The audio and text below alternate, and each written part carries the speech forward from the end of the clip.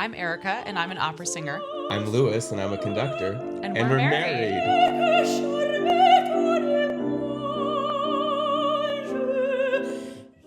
Hi, everybody. Welcome to our next installment of In Between Downbeats, and today we're talking about travel. Housing is obviously a huge issue, traveling with the whole family.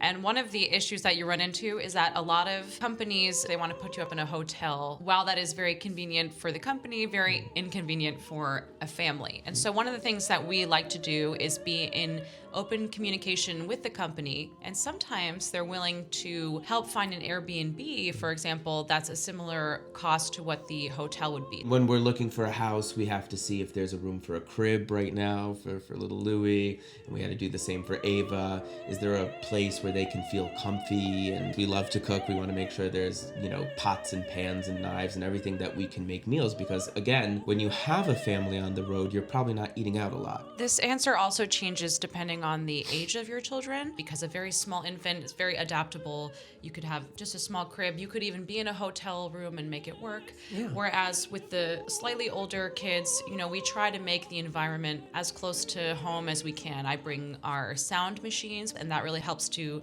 cancel out noise and kind of make their sleeping environment feel very much like it is at home. If we have a pack and play, I recommend you can order a mattress, an extra mattress off of Amazon. And some of these things I even try to return before we come home. So you can maybe try to buy something and then return it. Uh-oh. Sneaky tip. And then there's the question of who is going to watch the children, particularly if we're both working at the same engagement. This is a really, I think, sensitive and personal topic and answer. My growing up, I was so blessed. My grandparents lived 10 minutes from my house. My parents obviously, would watch me, and when they were working, after school or whatever, my grandparents would. So I never had the experience of being watched by anyone else. And so for me, this career where you're always on the road is very difficult for me to sort of reconcile with how I was raised and how I feel a certain way of wanting to raise my children. That being said, we're both enormously lucky that our parents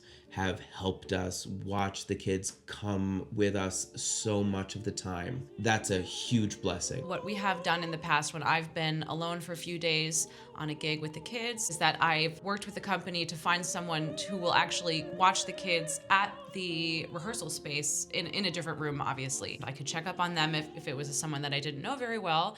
Or if the company has young artists that work at their company, sometimes the young artists are looking to make, a few extra dollars and are willing to help watch the kids for, a couple hours here or there. And that's super convenient. And a lot of times they've said that they love, they've nannied or they've done stuff. And so, that's something to certainly keep an Great eye on. resource, yeah. Everyone has to decide for themselves what they're doing and why they're doing it. For us, before we got married, we knew that having a family was what we wanted most in life. So from that point of, that's where the priority is, how does everything else flow, right? And what we decided a long while ago was that for the children, when we have to be away, Erica would be with the children so that they would have Erica's presence always be there, and that I would unfortunately have to leave.